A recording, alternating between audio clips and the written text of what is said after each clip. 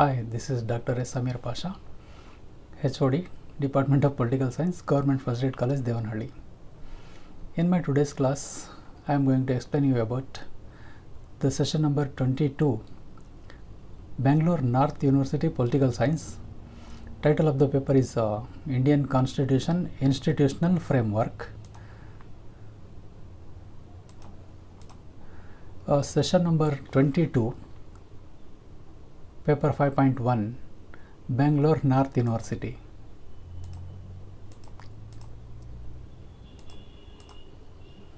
The topic is Union Legislature Committees, parliamentary committees in India. Union Legislature Committees, Kendra Shasakanga Samitigalu. The parliament has to perform complex and varied kinds of functions. A committee can be called a parliamentary committee if it is appointed or elected by the House or nominated by the Speaker or the Chairman. It has a secretariat provided by the Lok Sabha, Rajya Sabha Secretariat. Parliamentary committee can either be a standing committee or an ad hoc committees.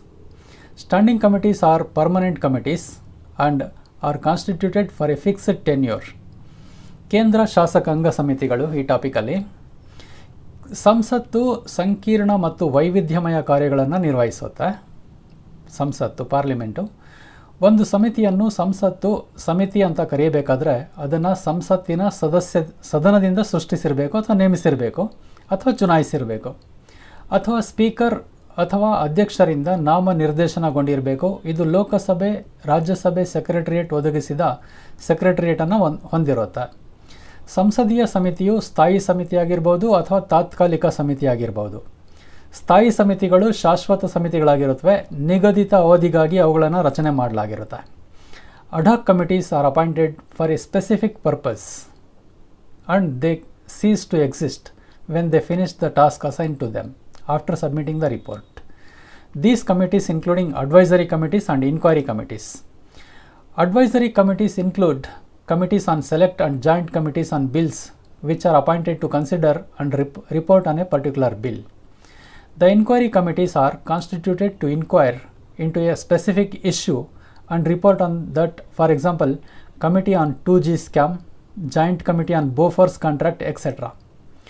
ತಾತ್ಕಾಲಿಕ ಸಮಿತಿಗಳನ್ನು ನಿರ್ದಿಷ್ಟ ಉದ್ದೇಶಕ್ಕೋಸ್ಕರ ನೇಮಿಸಲಾಗಿರುತ್ತದೆ ಮತ್ತು ವರದಿಯನ್ನು ಸಲ್ಲಿಸಿದ ನಂತರ ಅವರಿಗೆ ವಹಿಸಿದ ಕೆಲಸವನ್ನು ಮುಗಿಸಿದಾಗ ಅವುಗಳು ತಮ್ಮ ಅಸ್ತಿತ್ವವನ್ನು ಕಳೆದುಕೊಳ್ಳುತ್ತವೆ. ಈ ಸಮಿತಿಗಳಲ್ಲಿ ಸಲಹಾ ಸಮಿತಿಗಳು ಮತ್ತು ವಿಚಾರಣಾ ಸಮಿತಿಗಳು ಸಹ ಸೇರಿರುತ್ತವೆ. ಸಲಹಾ ಸಮಿತಿಗಳಲ್ಲಿ ನಿರ್ದಿಷ್ಟ ಮಸೂದೆಯನ್ನು ಪರಿಗಣಿಸಲು ಮತ್ತು ವರದಿ ಮಾಡಲು ನೇಮಕಗೊಂಡ ಮಸೂದೆಗಳ ಮೇಲೆ ಆಯ್ದ ಜಂಟಿ ಸಮಿತಿಗಳು ಸಹ ಸೇರಿರುತ್ತವೆ. ವಿಚಾರಣಾ ಸಮಿತಿಗಳನ್ನು ನಿರ್ದಿಷ್ಟ ಸಮಸ್ಯೆಯನ್ನು ವಿಚಾರಿಸಲು ಮತ್ತು ಅದರ ಬಗ್ಗೆ ವರದಿ ಮಾಡಲು ರಚಿಸಲಾಗಿರುತ್ತದೆ. ಉದಾಹರಣೆಗೆ 2G ಹಗರಣದ ಸಮಿತಿ, ಬೋಫೋರ್ಸ್ ಒಪ್ಪಂದದ ಜಂಟಿ ಸಮಿತಿ ಇತ್ಯಾದಿ. The various standing committees of parliament are mentioned below. Number 1, let us discuss one by one. Number 1 is Committee on Public Accounts. These committees are created by the legislature, by the parliament. This committee consists of 15 members elected by the Lok Sabha and 7 members of Rajya Sabha are associated with it. The total number of members in Committee on Public Accounts are 22, 15 from Lok Sabha and 7 from Rajya Sabha. The members are elected through the principle of proportional representation by means of the single transferable vote in both the houses. The term of the committee is 1 year. The chairman of the committee is appointed by the Speaker of the Lok Sabha from amongst the members of the committee. The main function of the committee is to ascertain whether the money granted by the parliament has been spent by government within the scope of the demand. ಸಾರ್ವಜನಿಕ ಲೆಕ್ಕಪತ್ರಗಳ ಸಮಿತಿ number 1 ಇದು. ಈ ಸಮಿತಿಯ ಕಾರ್ಯ ಸಾರ್ವಜನಿಕ ಹಣದ ದುರುಪಯೋಗದ ಪರಿಶೀಲನೆ ಮಾಡೋದು, ಹಣ ದುರುಪಯೋಗವಾಗದಂತೆ ನೋಡಿಕೊಳ್ಳೋದು, ಪರಿಶೀಲನೆ ನಡೆಸೋದು. ಇದರಲ್ಲಿ ಒಟ್ಟು 22 ಸದಸ್ಯರಿರ್ತಾರೆ. ಲೋಕಸಭೆಯಿಂದ 15 ಸದಸ್ಯರು, 7 ಸದಸ್ಯರು ರಾಜ್ಯಸಭೆಯಿಂದ ನೇಮಕಗೊಳ್ತಾರೆ. ಈ ಸಮಿತಿಯ ಸದಸ್ಯರನ್ನು ಸಂಸತ್ತು ವರ್ಷಕ್ಕೊಮ್ಮೆ ಚುನಾಯಿಸುತ್ತದೆ.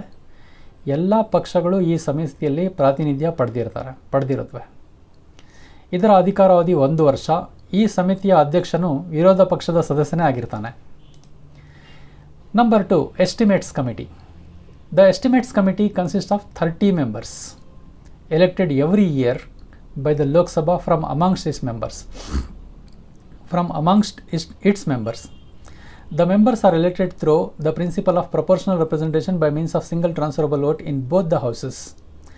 The term of the committee is 1 year. The main function of this committee is to report economies, improvements in organization, efficiency or administrative reform. Consistent with the policy underlying the estimates may be affected. ಎರಡನೇದಾಗಿ ಅಂದಾಜು ಸಮಿತಿ. ಈ ಸಮಿತಿ 30 ಸದಸ್ಯರನ್ನು ಹೊಂದಿರುತ್ತೆ. ಇವರೆಲ್ಲರೂ ಲೋಕಸಭಾ ಸದಸ್ಯರೇ. ಇದರ ಅಧ್ಯಕ್ಷರು ಸ್ಪೀಕರಿಂದ ನೇಮಕಗೊಳ್ತಾರೆ. ಅವರ ಅಧಿಕಾರಾವಧಿ 1 ವರ್ಷ. ಲೋಕಸಭೆ ವರ್ಷಕ್ಕೊಮ್ಮೆ ತನ್ನ ಸದಸ್ಯರನ್ನು ಈ ಸಮಿತಿಗೆ ಆಯ್ಕೆ ಮಾಡುತ್ತೆ. ಈ ಸಮಿತಿಯ ಕಾರ್ಯ ಅಂದರೆ ಆಡಳಿತದಲ್ಲಿ ದಕ್ಷತೆ ಮತ್ತು ಮಿತವ್ಯಯ ತರಲು ಸೂಕ್ತ ಕ್ರಮ ತೆಗೆದುಕೊಳ್ಳೋದು, ಅಂದಾಜು ಖರ್ಚಿನ ಬಗ್ಗೆ, ಆಡಳಿತ ಸುಧಾರಣೆಯ ಬಗ್ಗೆ, ಅನುಸರಿಸಬೇಕಾದ ನೀತಿ ನಿಯಮಗಳ ಬಗ್ಗೆ ವರದಿ ಸಲ್ಲಿಸೋದು. Number 3, committee on public undertakings. This committee has 22 members, which include 15 members elected by Lok Sabha and 7 members elected by Rajya Sabha. The members are elected through the principle of proportional representation by means of single transferable vote in both the houses. The main function of the committee is to examine the reports of the Controller and Auditor General of India on the public undertakings. ಮೂರನೇದಾಗಿ ಸಾರ್ವಜನಿಕ ಉದ್ದಿಮೆಗಳ ಸಮಿತಿ. ಈ ಸಮಿತಿಯು ಸಾರ್ವಜನಿಕ ಉದ್ದಿಮೆಗಳ ವರದಿಗಳನ್ನು, ಲೆಕ್ಕಪತ್ರಗಳನ್ನು ಪರಿಶೀಲಿಸಿ ಸಂಸತ್ತಿಗೆ ವರದಿ ಸಲ್ಲಿಸುತ್ತದೆ. ಇದರ ಒಟ್ಟು ಸದಸ್ಯರ ಸಂಖ್ಯೆ 22. ಇವರಲ್ಲಿ ಲೋಕಸಭೆಯಿಂದ 15 ಸದಸ್ಯರು ಮತ್ತು ರಾಜ್ಯಸಭೆಯಿಂದ 7 ಸದಸ್ಯರುಗಳು ಇರ್ತಾರೆ. ಇವರ ಅಧಿಕಾರಾವಧಿ 1 ವರ್ಷ. ಉದ್ದಿಮೆಗಳು ದಕ್ಷತೆಯಿಂದ ಕಾರ್ಯನಿರ್ವಹಿಸಲು ಸಲಹೆ ಸೂಚನೆಗಳನ್ನು ಈ ಸಮಿತಿ ನೀಡುತ್ತೆ. Number 4, business advisory committee. The committee of Lok Sabha and Rajya Sabha consists of 15 and 11 members respectively. 15 from Lok Sabha, 11 from Rajya Sabha. The Speaker of Lok Sabha acts as the chairman of Committee of Lok Sabha, and the chairman of Rajya Sabha is ex officio chairman of Committee of Rajya Sabha. The functions of the committee is to recommend the government to bring forward particular subjects for discussion in the House and recommend allocation of time for such discussions. ವ್ಯವಹಾರಗಳ ಸಲಹಾ ಸಮಿತಿ. 4ನೇದಾಗಿ ಲೋಕಸಭೆ ಮತ್ತು ರಾಜ್ಯಸಭೆಯ ಈ ಸಮಿತಿಯು ಕ್ರಮವಾಗಿ 15 ಮತ್ತು 11 ಸದಸ್ಯರನ್ನು ಒಳಗೊಂಡಿರುತ್ತೆ. ಲೋಕಸಭೆಯ 15 ಸದಸ್ಯರು, ರಾಜ್ಯಸಭೆಯ 11 ಸದಸ್ಯರು. ಲೋಕಸಭೆಯ ಸ್ಪೀಕರ್ ಲೋಕಸಭೆಯ ಸಮಿತಿಯ ಸದಸ್ಯರಾಗಿ, ರಾಜ್ಯಸಭೆಯ ಅಧ್ಯಕ್ಷರು ರಾಜ್ಯಸಭೆಯ ಸಮಿತಿಯ ಪದನಿಮಿತ್ತ ಅಧ್ಯಕ್ಷರಾಗಿರ್ತಾರೆ. ಸಮಿತಿಯ ಕಾರ್ಯ ನಿರ್ದಿಷ್ಟ ವಿಷಯಗಳನ್ನು ಸದನದಲ್ಲಿ ಚರ್ಚೆಗೆ ತರಲು ಸರ್ಕಾರಕ್ಕೆ ಶಿಫಾರಸು ಮಾಡೋದು ಮತ್ತು ಅಂತಹ ಚರ್ಚೆಗಳಿಗೆ ಸಮಯ ಹಂಚಿಕೆಯನ್ನು ಶಿಫಾರಸು ಮಾಡೋದು. Committee on private members bills and resolutions. 5th one. The function of the committee is to allot time to bills and resolutions introduced by private members. The committee only exists in Lok Sabha and consists of 15 members with the Deputy Speaker is its chairman. The committee holds office for a term of not exceeding 1 year. ಖಾಸಗಿ ಸದಸ್ಯರ ಮಸೂದೆಗಳು ಮತ್ತು ನಿರ್ಣಯಗಳ ಸಮಿತಿ. ಖಾಸಗಿ ಸದಸ್ಯರು ಪರಿಚಯಿಸಿದ ಮಸೂದೆಗಳು ಮತ್ತು ನಿರ್ಣಯಗಳಿಗೆ ಸಮಯವನ್ನು ನಿಗದಿಪಡಿಸುವುದು ಈ ಸಮಿತಿಯ ಕಾರ್ಯವಾಗಿದೆ. ಈ ಸಮಿತಿಯು ಲೋಕಸಭೆಯಲ್ಲಿ ಮಾತ್ರ ಅಸ್ತಿತ್ವದಲ್ಲಿದೆ. 15 ಸದಸ್ಯರನ್ನು ಹೊಂದಿರುವ ಇದು ಲೋಕಸಭೆಯ ಅಧ್ಯಕ್ಷರನ್ನಾಗಿ ಹೊಂದಿರುತ್ತದೆ. ಈ ಸಮಿತಿಯು 1 ವರ್ಷಕ್ಕಿಂತ ಹೆಚ್ಚಿನ ಅವಧಿಗೆ ತನ್ನ ಅಧಿಕಾರವನ್ನು ಹೊಂದಿರುತ್ತದೆ. Number 6, committee on government assurances. This committee scrutinizes the assurances, promises, undertakings, etc. given by the ministers from time to time. The assurances, promises, undertakings given by the ministers from time to time and to report to the respective house and to see whether such implementation has taken place within the minimum time necessary for the purpose.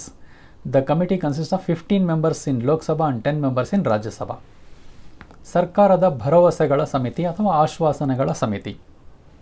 ಈ ಸಮಿತಿಯು ಸಚಿವರು ನೀಡಿದ ಆಶ್ವಾಸನೆಗಳು, ಭರವಸೆಗಳು, ಕಾರ್ಯಗಳು ಇತ್ಯಾದಿಗಳನ್ನು ಕಾಲಕಾಲಕ್ಕೆ ಪರಿಶೀಲಿಸುತ್ತದೆ ಮತ್ತು ಆಯಾ ಸದನಕ್ಕೆ ವರದಿ ಮಾಡಲು ಮತ್ತು ಅಂತಹ ಅನುಷ್ಠಾನವು ಅಗತ್ಯವಾದ ಕನಿಷ್ಠ ಸಮಯದಲ್ಲಿ ಆಗಿದೆಯೇ ಅಂತ ನೋಡೋದಕ್ಕೋಸ್ಕರ ಪರಿಶೀಲನೆ ಮಾಡುತ್ತೆ. ಈ ಸಮಿತಿ ಲೋಕಸಭೆಯಲ್ಲಿ 15 ಸದಸ್ಯರು, ರಾಜ್ಯಸಭೆಯಲ್ಲಿ 10 ಸದಸ್ಯರನ್ನು ಒಳಗೊಂಡಿದೆ. Committee on Subordinate Legislation number 7. The committee scrutinizes and reports to the House to know whether the powers are making regulations, rules, sub-rules, bylaws, etc. Conferred by the Constitution or delegated by the Parliament are being properly exercised by the Executive within the scope of such delegation. The committee in both houses consists of 15 members.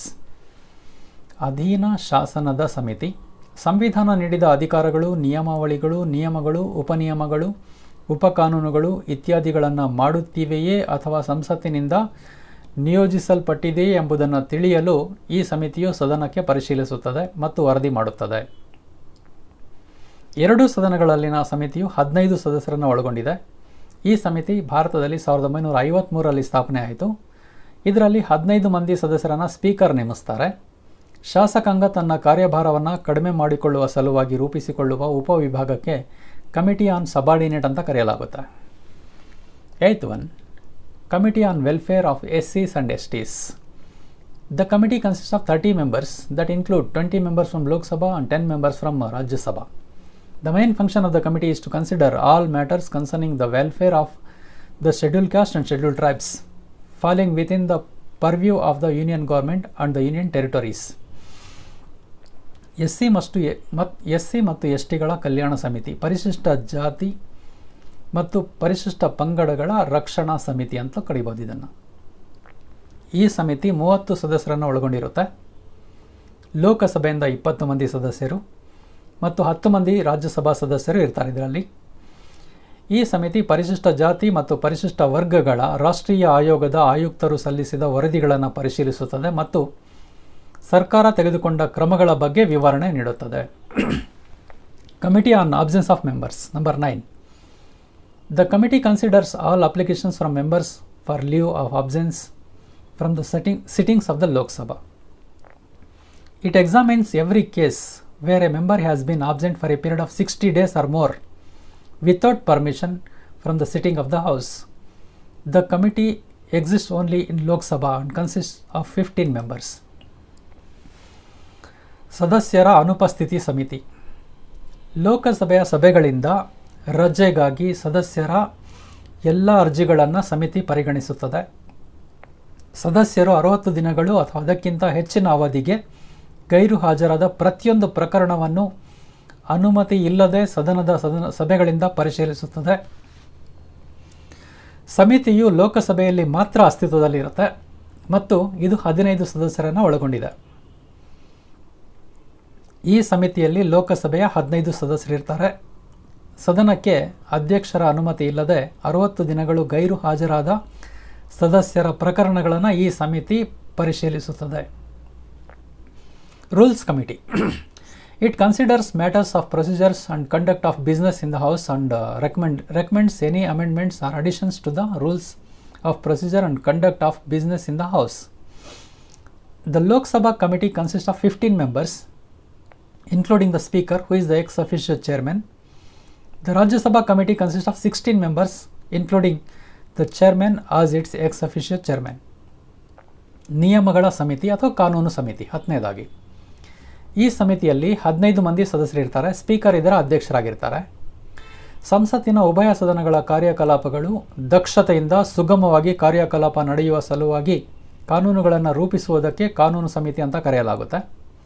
Rajya Sabha ಸಮಿತಿಯು ಸಭಾಧ್ಯಕ್ಷರನ್ನು ಒಳಗೊಂಡಂತೆ 16 ಸದಸ್ಯರನ್ನು ಒಳಗೊಂಡಿರುತ್ತೆ. Number 11. General purposes committee.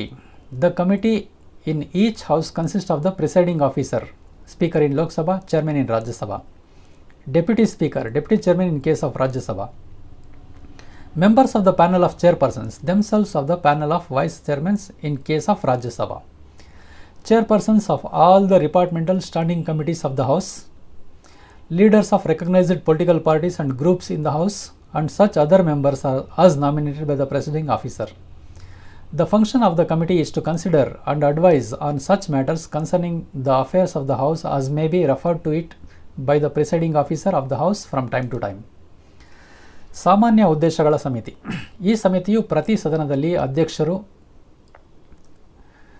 ಲೋಕಸಭೆಯಲ್ಲಿ speaker, ರಾಜ್ಯಸಭೆಯಲ್ಲಿ ಸಭಾಧ್ಯಕ್ಷರನ್ನು ಹೊಂದಿರುತ್ತೆ. ಉಪಸಭಾಪತಿ ಸದನದ ಎಲ್ಲ ಇಲಾಖಾ ಸ್ಥಾಯಿ ಸಮಿತಿಗಳ ಅಧ್ಯಕ್ಷರು, ಮಾನ್ಯತೆ ಪಡೆದ ಪಕ್ಷಗಳು ಮತ್ತು ಸದನದ ಗುಂಪುಗಳ ನಾಯಕರು ಮತ್ತು ಅಧ್ಯಕ್ಷರು ಸೂಚಿಸಿದ ಇತರ ಸದಸ್ಯರನ್ನು ಒಳಗೊಂಡಿರುತ್ತದೆ. ಸಮಿತಿಯ ಕಾರ್ಯಗಳು ಸದನದ ವ್ಯವಹಾರಗಳಿಗೆ ಸಂಬಂಧಿಸಿದ ವಿಷಯಗಳನ್ನು ಪರಿಗಣಿಸೋದು ಮತ್ತು ಸಲಹೆ ನೀಡೋದು. Committee of Privileges. Number 12. The function of the committee is to examine case involving breach of privilege of the House or of the members of any committee referred to it by the House or by the Speaker, and to make suitable recommendation in its report. The Lok Sabha Committee and Rajya Sabha Committee consist of 15 and 10 members respectively. Review of the rights and obligations of the members, both the Houses of Parliament. ಸವಲತ್ತುಗಳ ಸಮಿತಿ. ಸದನದ ಅಥವಾ speaker ಉಲ್ಲೇಖಿಸಿದ ಯಾವುದೇ ಸಮಿತಿಯ ಸದಸ್ಯರು ಅಥವಾ ಸದನದ ಸವಲತ್ತು ಉಲ್ಲಂಘನೆಯ ಪ್ರಕರಣಗಳನ್ನು ಇದು ಪರಿಶೀಲಿಸುತ್ತದೆ ಮತ್ತು ಅದರ ವರದಿಯಲ್ಲಿ ಸೂಕ್ತ ಶಿಫಾರಸುಗಳನ್ನು ಮಾಡುವುದು ಸಮಿತಿಯ ಕಾರ್ಯವಾಗಿದೆ. ಲೋಕಸಭಾ ಸಮಿತಿ ಮತ್ತು ರಾಜ್ಯಸಭಾ ಸಮಿತಿ ಕ್ರಮವಾಗಿ 15 ಮತ್ತು 10 ಸದಸ್ಯರನ್ನು ಒಳಗೊಂಡಿದೆ. ಸಂಸತ್ತಿನ ಉಭಯ ಸದನಗಳ ಸದಸ್ಯರ ಹಕ್ಕು ಬಾಧ್ಯತೆಗಳ ಪರಿಶೀಲನೆಗಳನ್ನು ಮಾಡ್ತಕ್ಕಂಥ ಕೆಲಸನ ಈ ಸಮಿತಿ ಮಾಡುತ್ತೆ. ಕಮಿಟಿ ಆನ್ ಪಿಟಿಷನ್ಸ್ 13ನೇದಾಗಿ 13th one. It considers and reports on petitions on bills and on matters of public importance presented to the House. The Lok Sabha Committee and the Rajya Sabha Committee consist of 15 and 10 members respectively. ದೂರುಗಳ ಸಮಿತಿ, petition committee ಅಂತ ಕರೀತಾರೆ. ಸಾರ್ವಜನಿಕ ದೂರುಗಳನ್ನು ಸ್ವೀಕರಿಸುವ ಈ ಸಮಿತಿಗೆ ದೂರು ಸಮಿತಿ ಅಂತ ಕರೆಯಲಾಗುತ್ತೆ. ಈ ಸಮಿತಿ ತನಗೆ ಬಂದ ಸಾರ್ವಜನಿಕ ದೂರುಗಳನ್ನು ಚರ್ಚಿಸಿ ಪರಿಶೀಲಿಸಿ ಪಾರ್ಲಿಮೆಂಟಿನ ಗಮನ ಸೆಳೆಯುತ್ತದೆ. ಲೋಕಸಭೆಯಿಂದ 15 ಮಂದಿ, ರಾಜ್ಯಸಭೆಯಿಂದ 10 ಮಂದಿ ಸದಸ್ಯರನ್ನು ಈ ಸಮಿತಿ ಒಳಗೊಂಡಿರುತ್ತದೆ. Joint committee on offices of profit 14ನೇದಾಗಿ 14th one. There are 15 members, 10 Lok Sabha members and 5 Rajya Sabha members are there in this committee. Inspection of beneficial posts is the work of this committee. ಲಾಭದಾಯಕ ಹುದ್ದೆಯ ಜಂಟಿ ಸಮಿತಿ. ಒಟ್ಟು 15 ಸದಸ್ಯರು, 10 ಮಂದಿ ಸದಸ್ಯರು ಲೋಕಸಭೆಯಿಂದ 5 ಮಂದಿ ಸದಸ್ಯರು ರಾಜ್ಯಸಭೆಯಿಂದ ಆಯ್ಕೆ ಆಗ್ತಾರೆ. ಇದು ಲಾಭದಾಯಕ ಹುದ್ದೆಗಳ ಬಗ್ಗೆ ಪರಿಶೀಲನೆ ನಡೆಸುತ್ತೆ. Committee on empowerment of women. The committee consist of 30 members that include 20 members from Lok Sabha and 10 members from Rajya Sabha. The main function of the committee is to review and monitor the measures taken by the Union government for securing women equality, status and dignity in all fields. ಸ್ತ್ರೀ ಸಶಕ್ತೀಕರಣ ಸಮಿತಿ. ಇದರಲ್ಲಿ ಒಟ್ಟು 30 ಸದಸ್ಯರಿರ್ತಾರೆ. 20 ಲೋಕಸಭಾ ಸದಸ್ಯರು, 10 ರಾಜ್ಯಸಭಾ ಸದಸ್ಯರನ್ನು ಇದು ಒಳಗೊಂಡಿರುತ್ತದೆ. ಒಟ್ಟು 30. ಇದು ಜಂಟಿ ಸಮಿತಿ, ಮಹಿಳೆಯರ ಸಬಲೀಕರಣ ನೋಡ್ಕೊಳ್ಳೋದು ಇದರ ಉದ್ದೇಶ ಆಗಿರುತ್ತೆ. 17th one. Joint Committee on Salaries and Allowances of Members. It frames rules for regulating payment of salary, allowances and pension to the members of parliament. It also frames rules in respect of amenities like medical, housing, telephone, postal, constituency and secretarial facility. The committee consists of 15 members that include 10 members from the Lok Sabha and 5 members from the Rajya Sabha. ಸಂಸತ್ ಸದಸ್ಯರ ವೇತನ ಭತ್ಯೆ ಕುರಿತ ಜಂಟಿ ಸಮಿತಿ. ಲೋಕಸಭೆ ಮತ್ತು ರಾಜ್ಯಸಭೆಗಳ ಸದಸ್ಯರನ್ನು ಒಳಗೊಂಡ ಸಮಿತಿಯನ್ನು ಜಂಟಿ ಸಮಿತಿ ಅಂತ ಕರೆಯಲಾಗುತ್ತೆ. ಈ ಸಮಿತಿ ಸಂಸತ್ ಸದಸ್ಯರ ವೇತನ, ಭತ್ಯೆ ಮತ್ತು ಪಿಂಚಣಿಗಳನ್ನು ನಿಯಂತ್ರಿಸುತ್ತದೆ. ಒಟ್ಟು 15 ಮಂದಿ ಸದಸ್ಯರು ಲೋಕಸಭೆಯಿಂದ, 10 ಮಂದಿ ಸದಸ್ಯರು ರಾಜ್ಯಸಭೆಯಿಂದ, ಒಟ್ಟು 15 ಮಂದಿ ಸದಸ್ಯರಿದ್ದಾರೆ. ಲೋಕಸಭೆಯಿಂದ 10 ಮಂದಿ, ರಾಜ್ಯಸಭೆಯಿಂದ 5 ಮಂದಿ, ಒಟ್ಟು 15 ಮಂದಿ ಸದಸ್ಯರು. Permanent Committees of Departments. April 8, 1993, formation of committees. 2004, July 7, from a total of 24 committees, reporting the grant demands of various departments and reporting to the houses. ಇಲಾಖೆಗಳಿಗೆ ಸಂಬಂಧಿಸಿದ ಖಾಯಂ ಸಮಿತಿಗಳು. 1993 ಏಪ್ರಿಲ್ 8ರಂದು 17 ಸಮಿತಿಗಳ ರಚನೆ ಆಗುತ್ತೆ. 2004 ಜುಲೈ 7ರಂದು ಈ ಸಮಿತಿಗಳ ರಚನೆ ಅಧಿಕೃತವಾಗಿ. ಒಟ್ಟು 24 ಸಮಿತಿಗಳಿವೆ. ವಿವಿಧ ಇಲಾಖೆಗಳ ಅನುದಾನದ ಬೇಡಿಕೆಗಳನ್ನು ಪರಿಶೀಲಿಸಿ ಸದನಗಳಿಗೆ ವರದಿ ಕಳಿಸೋದು ಇವುಗಳ ಕೆಲಸ ಆಗಿರುತ್ತೆ. Consultation Committees. 19. Formation in September 2009, holding discussions with 10 to 35 members and departments and implementing government policy programs. ಸಮಾಲೋಚನೆ ಸಮಿತಿಗಳು 2009 ಸೆಪ್ಟೆಂಬರ್ನಲ್ಲಿ ರಚನೆ ಆದವು.